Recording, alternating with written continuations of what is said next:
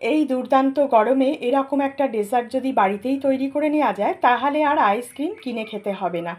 আর এই রেসিপিটা খুবই সিম্পল, খুব কম সময়ের মধ্যে তৈরি হয়ে যায়। আজকে আমাদের রেসিপি হচ্ছে আমের ফিরনি বা ম্যাঙ্গো ফিরনি। ম্যাঙ্গো ফিরনি তৈরি করার জন্য আমি এখানে পাকা আম নিয়েছি আর আমগুলোকে ধুয়ে পরিষ্কার করে জলে কিছুক্ষণ ভিজিয়ে রেখেছিলাম। পাকা আম যদি জলে ভিজিয়ে রাখা হয় তাহলে আমগুলো অনেক বেশি রসালো হয়। এবারে আমি আমগুলোকে স্লাইস করে কেটে নিচ্ছি। তোমরা তোমাদের পছন্দ মতন কেটে নিতে পারো, খোসা ছাড়িয়েও কাটতে পারো। আমার কাছে এটা সুবিধা মনে হয় তাই আমি এভাবেই কেটে নিচ্ছি। এবার স্লাইস করে কেটে নেওয়ার পর আমি একটা ছুরি দিয়ে আবারও ভেতর থেকে স্লাইস করে নিলাম আর একটা চামচ দিয়ে তুলে মিক্সির জারের মধ্যে নিয়ে নিচ্ছি।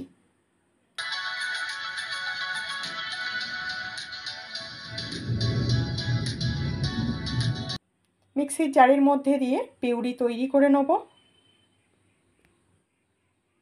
আর এদিকে আমি একটা ছোট মিক্সির জার নিয়েছি আর 50 গ্রাম গোবিন্দভোগ চাল আগে থেকে ধুয়ে ভিজিয়ে জল ঝরিয়ে নিয়েছি। চালটা দিয়েও গুঁড়ো করে নেব, তবে খুব মিহি করে গুঁড়ো করব না, একটু দানা দানা গুঁড়ো করতে হবে। দেখো ঠিক এইভাবে একটু দানা দানা গুঁড়ো করে নিয়েছি। একটা বাটির মধ্যে চালের গুঁড়ো নিয়ে নিলাম আর তার মধ্যে কিছুটা দুধ দিয়ে ভিজিয়ে রেখে দেবো। এতে চালের গুঁড়োটা অনেকটা ভিজে ফুলে যাবে। চালের গুঁড়োটা ভিজিয়ে রাখার পর এদিকে আমি একটা কড়া চাপিয়ে দিয়েছি আর কড়ার মধ্যে দিয়ে দিলাম সামান্য জল। একটু জল দিয়ে দুধটা দিলে তাহলে কড়ার মধ্যে দুধটা লেগে যাবে না। আর নিয়ে নিচ্ছি 1 লিটার লিকুইড দুধ। আমি এখানে ফুল ক্রিম দুধ নিয়েছি, তোমরা চাইলে যে কোনো দুধই নিতে পারো। দুধটা এবারে জাল করে নিতে হবে আর দুধটা খুব বেশি ঘন করবারও দরকার নেই।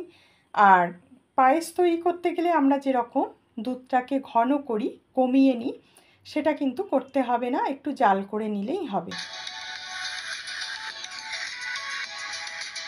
দুধটা 3-4 মিনিট জাল করে নিয়েছি। এবারে আমি যে চালের গুঁড়োটা দুধের মধ্যে ভিজিয়ে রেখেছিলাম সেই চালের গুঁড়োটা অল্প অল্প করে এর মধ্যে মেশাবো আর নাড়াচাড়া করতে থাকবো। 2 চামচ করে মিশিয়ে দেবো, মিশিয়ে দিয়ে আবারও নাড়তে হবে।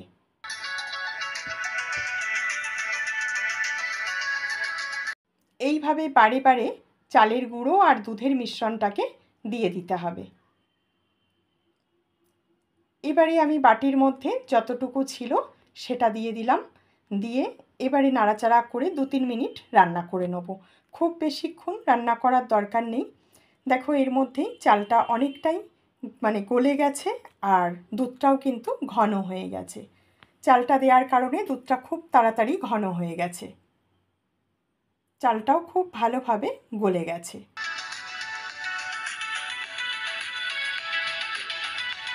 এবারে 1 লিটার দুধ আর 50 গ্রাম চালের গুঁড়োর জন্য আমি দিয়ে দিলাম 100 গ্রাম চিনি। চিনিটা দিয়ে চিনিটা মেল্ট হওয়ার জন্য অপেক্ষা করতে হবে।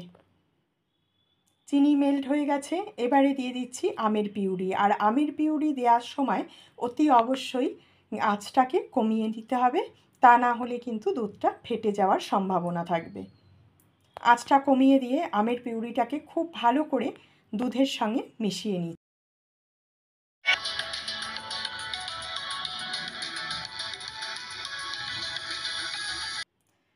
আমের পিউরি দেওয়ার পর খুব বেশিক্ষণ রান্না করার দরকার নেই। আমের পিউরিটা দেওয়ার পর আমি 2-3 মিনিট রান্না করে নিয়েছি আর আমাদের ম্যাঙ্গো ফিরনি একদমই রেডি। এবারে আমি ওপর থেকে কিছু ড্রাই ফ্রুট দিয়ে দিচ্ছি, কাজু, আমন্ড আর কিশমিশ দিয়ে দিচ্ছি। তোমরা চাইলে এটা নাও দিতে পারো, এটা সম্পূর্ণ অপশনাল, না দিলেও হবে। ড্রাই ফ্রুটগুলো দিয়েও খুব ভালো করে মিশিয়ে নিয়েছি। এবার গ্যাস অফ করে দিয়েছি আর এখানে আমি নিয়েছি কয়েকটা মাটির পাত্র। মাটির পাত্রর মধ্যেই ফিরনিটাকে সেট করব। তবে তোমরা যে কোনো বাটির মধ্যে, কাঁচের বাটির মধ্যেও এই ম্যাঙ্গো ফিরনি সেট করতে পারো।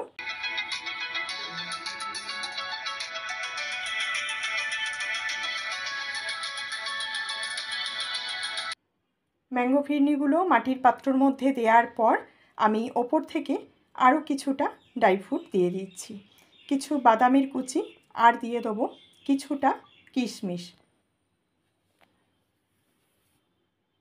ড্রাই ফ্রুটগুলো দেওয়ার পর এটা নর্মালে রেখে ঠান্ডা করে নিতে হবে। ঠান্ডা করে নিয়ে এবারে নর্মাল ফ্রিজে আমি 2 ঘন্টা রেখে দেবো। 2 ঘন্টা পর ম্যাঙ্গো ফিরনি বার করে এনেছি। দেখো কালারটাও অনেকটা চেঞ্জ হয়ে গেছে আর ফিরনিটাও একদম সেট হয়ে গেছে। এবার ওপর থেকে কিছুটা আমের টুকরো দিয়ে দিলাম। এটা দেখতে ভালো লাগবে, খেতেও ভালো লাগবে। আজকে আমার ম্যাঙ্গো ফিরনির রেসিপি তোমাদের কেমন লাগলো অবশ্যই কমেন্টে জানিও। আর রেসিপিটা ভালো লাগলে একটা লাইক করো। ভালো থাকবে, সুস্থ থাকবে। আবার তোমাদের সঙ্গে দেখা হচ্ছে নতুন রেসিপি নিয়ে নেক্সট এপিসোডে।